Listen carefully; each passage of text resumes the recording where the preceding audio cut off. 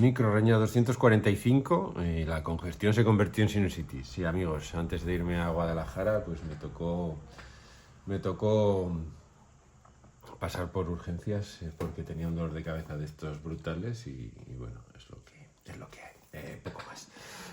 Creo que ahora ya no tengo tantos mocos, aunque sigo tirando mocos. Llevo 15 días sin parar de tirar mocos. Es una sensación maravillosa. Es algo que te llena el alma de gozo, tirar mucosidad como si fueras un grifo. Pero bueno, es lo que hay. La edad, supongo, los virus, el invierno, el verano, lo que toque. Nada más. Además, luego me tocó irme a Guadalajara. Tengo que decir que estuvimos con Dani presentando El Bárbaro. Dani haciendo... Mira, que te veo para Marc, haciendo dedicatorias así de guapísimas y bueno, estamos súper contentos, firmamos un montón, no lo digo por decir, muchas veces cuando haces presentaciones todo es sí, fue maravilloso, fue la hostia, hubo un montón de gente y luego estabas tú, el de la tienda y tu pareja, pero esta vez sí que realmente hubo bastante gente, cosa que además para ser Guadalajara, que es una ciudad tampoco es mundialmente conocida por su intensa actividad cultural, pues es que salimos encantadísimos de la jornada de Dark Comics con Alberto y con Leti. Fue todo estupendo, fue todo increíble y bueno, no sé si es una señal de la acogida del cómic, pero la verdad es que como primera sesión de firmas fue fenomenal. Espero que vaya bien, espero que vaya funcionando, más que nada porque, bueno, la lucha de las pequeñas editoriales, de los autores españoles contra las ventas y digo bien contra las ventas, es como Don Quijote contra los molinos. El Estado, no lo voy a decir otra vez porque ya todos lo sabéis, es efectivamente ruinoso. Y creo que no va a haber mejoría. Intentas hacer las cosas lo mejor posible y los resultados cuando llegan es que ni siquiera se les puede clasificar de resultados. Son peor que eso. Así que cada vez que tienes liquidaciones, cada vez que tienes cifras, cada vez que te devuelven un poco lo que realmente vendes y lo que realmente consigues después de horas y horas y horas y horas de trabajo, pues no deja de ser muchas veces desesperante. Pero bueno, es la profesión que hemos elegido, es la batalla en la que estamos encaminados y no vamos a parar de dar la brasa y de insistir y de tratar de que la gente compre y lea nuestros cómics. Es lo que tenemos. Nada más. Después de este pequeño lloro y esta pequeña turra, de vez en cuando hay que hacerla, todos tenemos un poquito de derecho a llorar, vamos con las microreñas y vamos con el barro, con el lío, con lo que os interesa. Empezamos por manga. Va a haber mucho manga, pero no, en realidad no va a haber mucho manga. Va a haber solo 2 de manga, que creo que es más que suficiente. Y empezamos por este Tenkaichi, la batalla definitiva, los 2 primeros tomos de Distrito Manga. No diría que esto sea... No es original, ni muchísimo menos, porque si habéis seguido las microreñas de Sumatsu no Valkyrie, es básicamente lo mismo.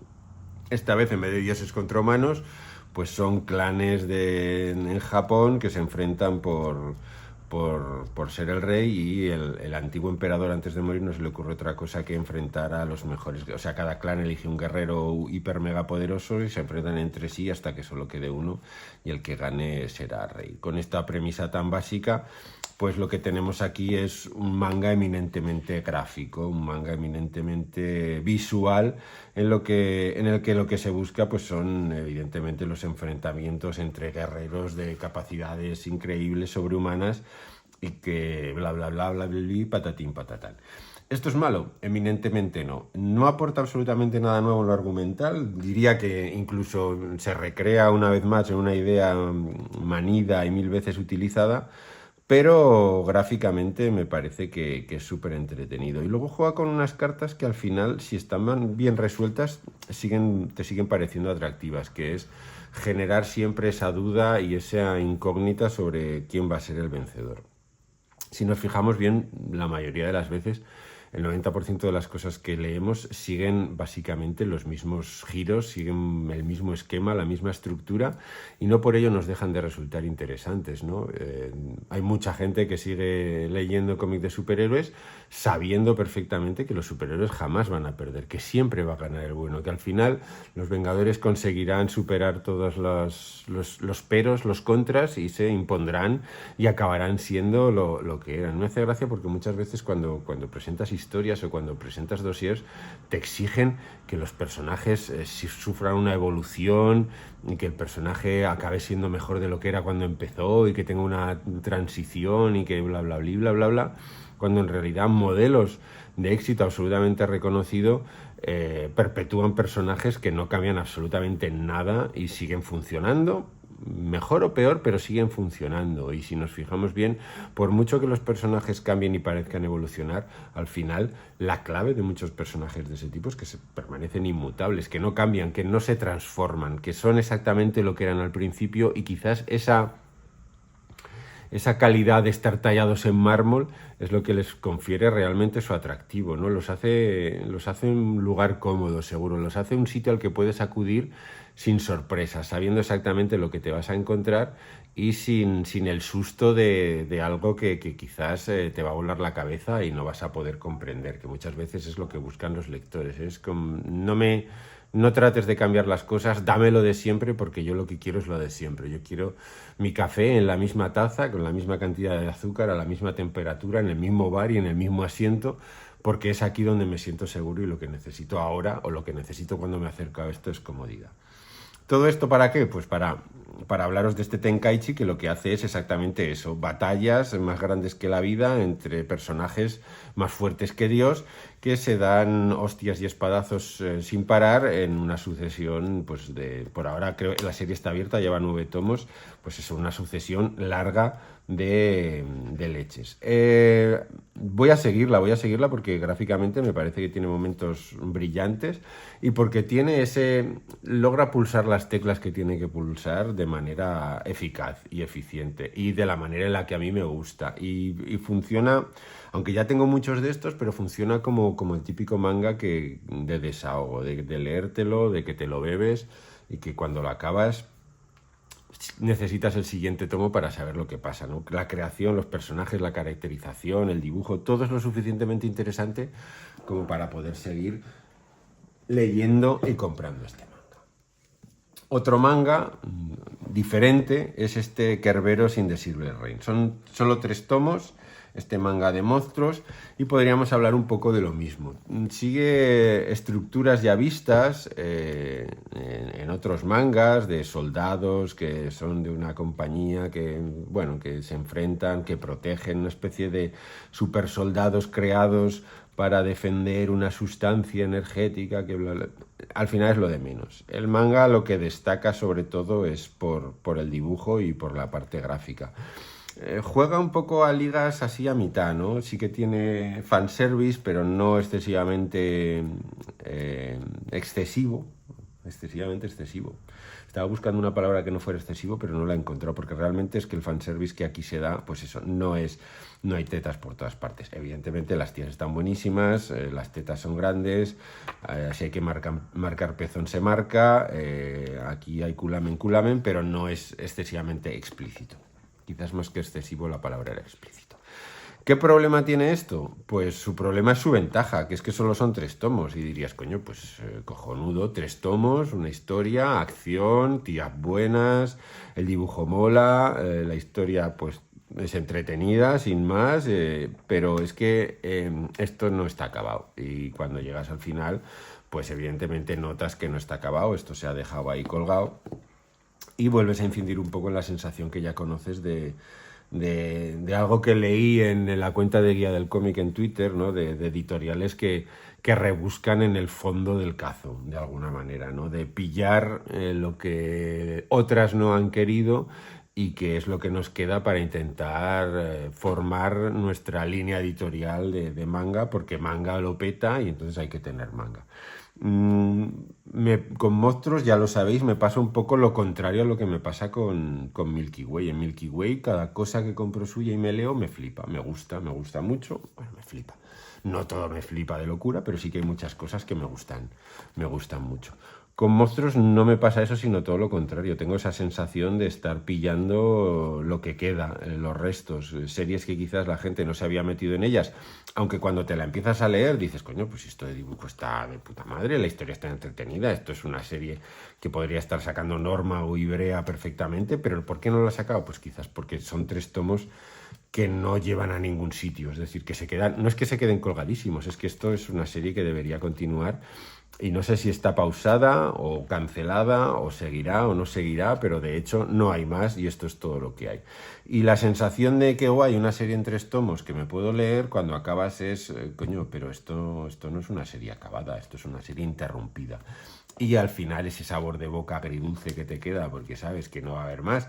Y de hecho sí que te apetece saber más, ¿no? Y te apetece conocer cómo va a continuar esto y te apetece continuar sus aventuras, pues convierte una serie que si durara un poco más y te diera un poco más o se cerrara de otra manera, te dejaría ese buen sabor de boca, lo convierte en un sabor de boca totalmente agridulce y insisto, y esa sensación de, bueno, pues de estar pillando lo que queda o los restos porque lo que es lo que ya nadie más quiere por H o por B. En este caso evidentemente es por B y porque es una serie inacabada, es decir, es carne perfecta de Wallapop. Por lo demás, pues bien, bueno, podríamos... ¿Por qué hacemos esto en rojo y esto en blanco? No lo sé. Son cosas que cuando maquetamos quizás se nos olvida. Misterios de la maquetación. Cada vez sí los entiendo más, pero bueno, ¿qué le vamos a hacer? Siguiente. Un spin-off, no sé cómo considerarlo, de Barbarian King, Valeria, ahora os lo digo, de Ramiro Borrallo al dibujo, ese sí, y guión de Marco Cey, de Leviathan Labs. Me había dicho que no iba a pillar casi nada de Leviathan Labs por las razones que ahora voy a comentar y que por desgracia se mantienen invariables en este tomo. Pero reconozco que me gusta lo que hace Ramiro Borrallo y aunque hemos hablado de que muchas veces, dependiendo del tipo de trabajo, se le nota cuánto tiempo le mete a cada página, cosa que también creo que es normal, ¿no? Es decir, hacer que tu trabajo funcione dependiendo de la cantidad de tiempo que tienes y del dinero que te pagan, supongo. Pero a mí es un dibujante que me gusta mucho y que creo que cuando está inspirado es capaz de hacer grandes cosas y de darnos grandes páginas. Aquí en Valeria quizás tenemos eso, ¿no? Que tenemos ese... No puedo decir que es un dibujante constante, porque tiene grandes momentos y otros momentos pues más de esta página hay que resolverla y la tengo que resolver ya y esto es lo que hay y pa'lante. Pero evidentemente ese no es el problema de Valeria. Si solo nos tuviéramos que apoyar en lo gráfico, pues diría que es un cómic que me ha gustado y que si tuviera una continuación iría por ella. El problema de lo que me pasa con Valeria es el problema que me pasa con los cómics de Leviathan Labs, que ya me pasó con Locus, si visteis la reseña creo que lo sabréis, y que bueno, creo que me corta y que me va a cortar a la hora de comprar cualquier otro producto de esta editorial. Y es que no sé si cuando el guionista es nacional pasa lo mismo, pero cuando el guionista es italiano se nota perfectamente que es una editorial que no tiene traductor profesional.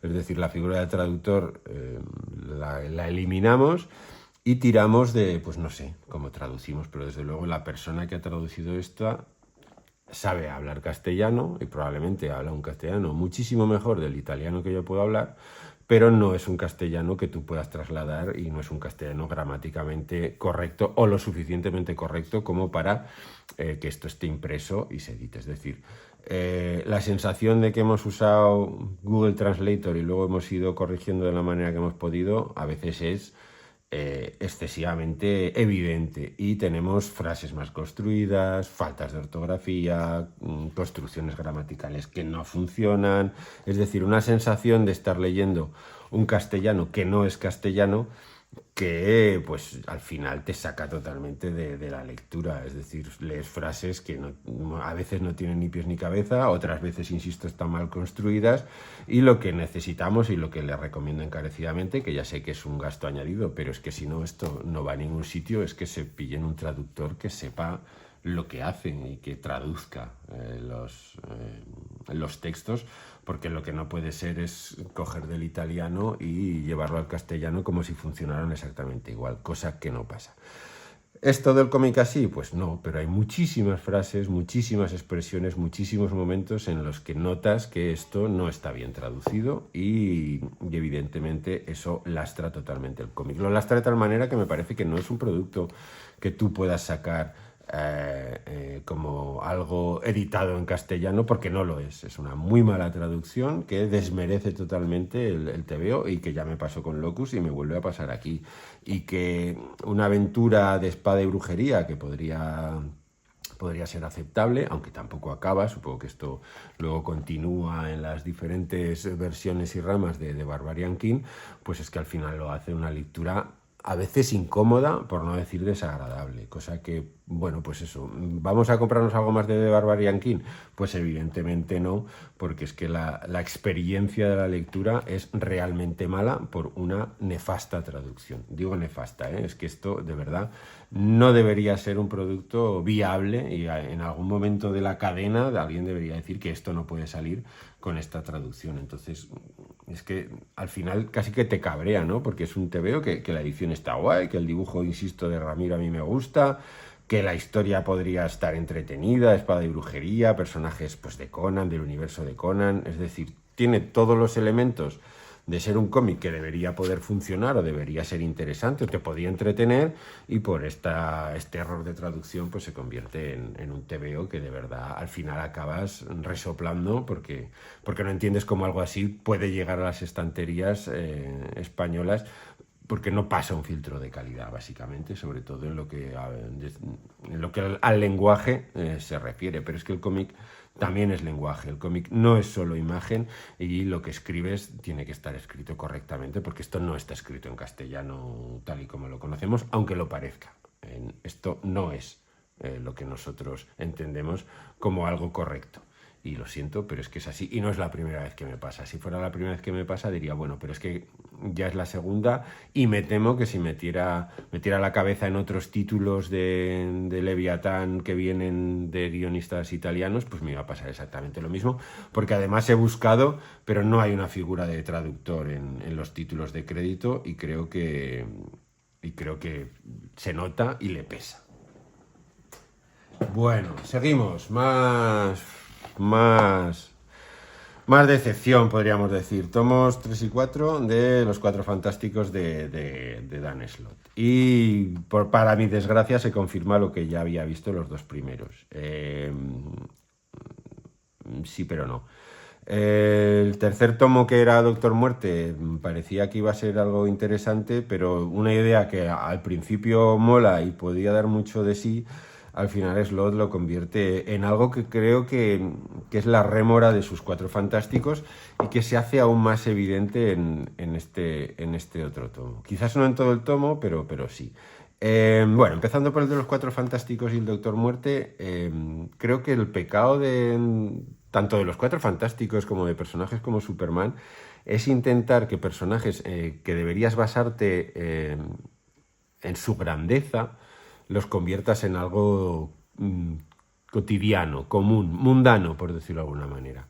Esta manía de basar las historias de Superman en su vida como Clark Kent y de periodista, no, Superman debería ser siempre gigantesco, debería ser siempre épico, debería ser siempre cósmico, debería ser todo menos pequeño y mundano. Y los Cuatro Fantásticos creo que es lo mismo. Todo lo que en los Cuatro Fantásticos no sea fantasía, no sea aventura, no sea investigación loquísima, no sea viajes a la zona negativa, no sea investigadores de lo extraordinario, todo lo que sea reducir los Cuatro Fantásticos a la puta calle Yancy, a ay, que me voy a casar, a la familia como familia y no como familia fantástica, sino como familia de relaciones de hoy comemos sopa de cebolla y patatas con chorizo.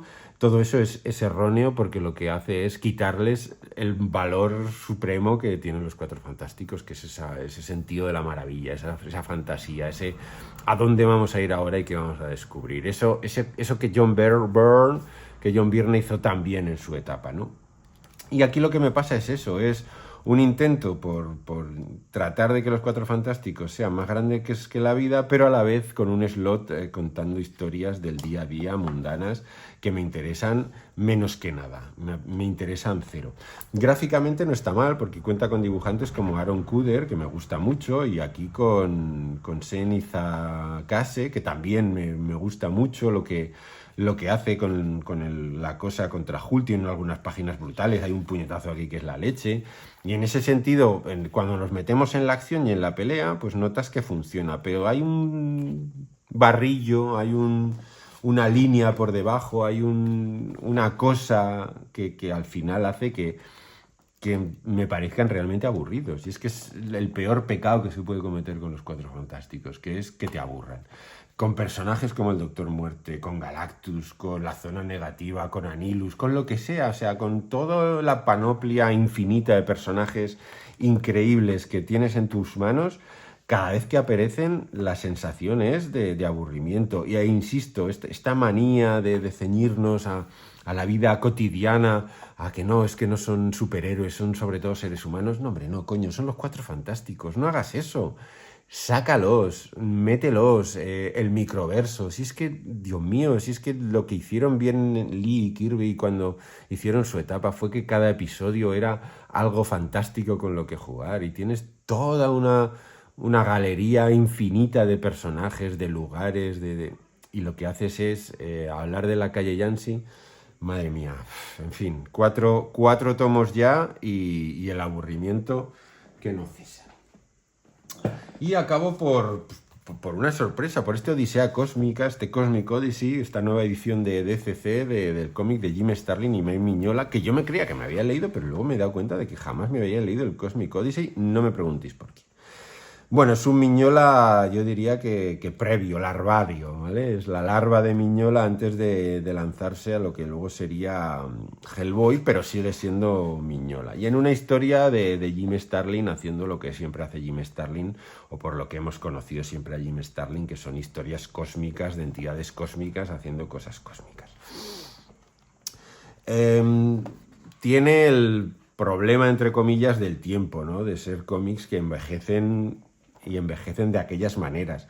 Pero tiene la virtud un poco de hacer precisamente lo que yo le pedí a los Cuatro Fantásticos, ¿no? Que es ser más grandes que la vida, de meter a los superhéroes en luchas por el universo, con entidades megapoderosas, casi omnipotentes, de que Superman lo que tiene que hacer es repartir como no ha repartido nadie en la historia de la humanidad, con Linterna Verde haciendo maravillas con su anillo, con los nuevos dioses, con todo aquello que insisto, le pedía a los Cuatro Fantásticos. ¿Es el mejor cómic de Jim Starlin y de Mike Mignola? Probablemente no.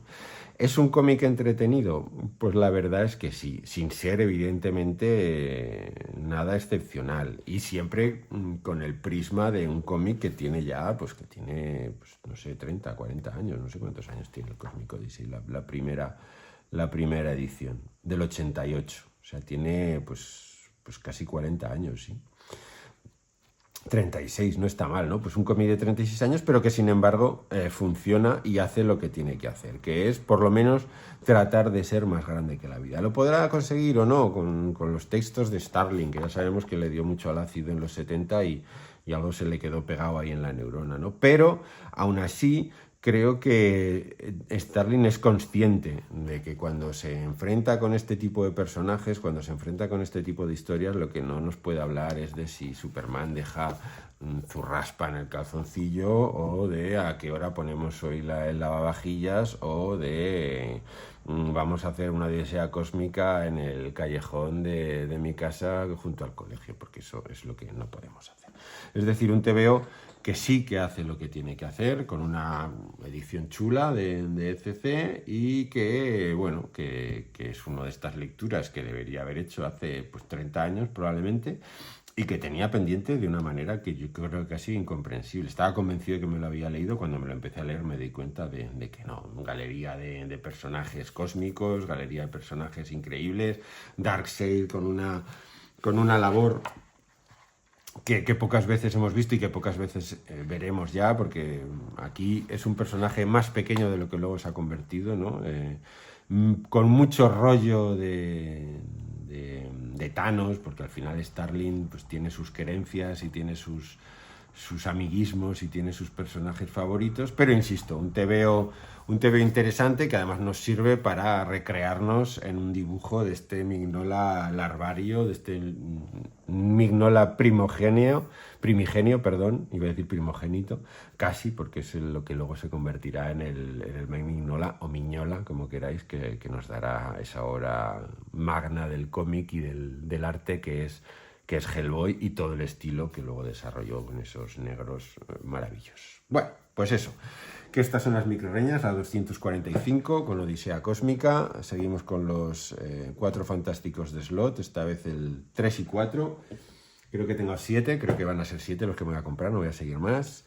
Seguimos con este Valeria, insisto, me parece que hay que darle una vuelta. La labor del traductor y del corrector no es baladí y creo que no podemos eliminarla, aunque entiendo que por coste se haga y por necesidad, pero en casos como este pues lo convierte en un producto en el que la falta de construcciones gramaticales a veces se convierte en algo flagrante y eso es jodido porque empobrece la lectura y te acaba sacando totalmente del cómic, te acaba ya esperando la siguiente patada al diccionario y creo que eso no solo no lo beneficia, sino que directamente lo condena. Este Kerberos in the Silver Rain, un manga que podría estar bien si no te diera esta sensación horrible de coitus interruptus, que gráficamente tiene momentos estelares, que la trama está entretenida, es decir, el típico producto que a mí me podría molar, pero que como acaba, pues no. Y la misma razón encontraría para este Tenkaichi, es decir, tiene exactamente lo mismo que tiene este Kerberos, exactamente lo mismo, trama inconsecuente, historia 1000 veces contada, pero gráficamente interesante, divertido, entretenido, te plantea cosas que te impulsan a seguir leyendo, pero sin embargo esto sí que es una serie abierta. Aquí sí que hay 9 tomos, por lo menos publicados ahora mismo en Japón, y sí que te da la confianza de que esto al menos va a seguir y vas a poder ver otro tipo de cosas. No sé por qué lo he puesto así cuando debería poner así, pero bueno, nada más. Bueno, lo dicho. Estamos ya en abril, se acerca San Jordi, yo creo que ya dentro de poco anunciarán, yo estaré firmando, ya os diré cuándo se acerque la fecha. Luego el Cómic Barcelona, insisto, el Bárbaro ya está en las tiendas, así que os agradecería muchísimo que lo comprarais, que os hicierais con él, que lo recomendarais, que lo leyerais, que pillarais todas las cosas de Inuit, porque creo que esta es una batalla que me he planteado y que me gustaría que saliera adelante, por muy complicado que esto sea. Y luego ya a final de mes sacamos Nil de Víctor Puchalski y sacamos el Doom con Outsider, es decir, vamos a tener un cómic Barcelona entretenido, que también estaremos allí y todos los que estéis ahí espero que os paséis a saludar, a que os firme, a charlar, a lo que sea. Nada más. Sed felices, leed mucho, comprad mucho, cómics de Inuit, cómics míos, cómics de Javier Marquina, ya que estamos, porque sí, porque evidentemente lo necesitamos. Como autores lo que necesitamos realmente es vender y si no vendemos al final lo que estamos condenados es o a dejar de hacerlo por desesperación o a dejar de hacerlo por desesperación. Creo que no tenemos muchas más alternativas. Por lo demás, cuidaos, sed felices. Nos vemos en los bares, que el calorcito ya está aquí y creo que nos va a joder durante 6 meses por lo menos, para mi desgracia, pero al menos tendremos las terrazas para echarnos una cerveza fresquita. Lo dicho, sed felices. Chao, chao.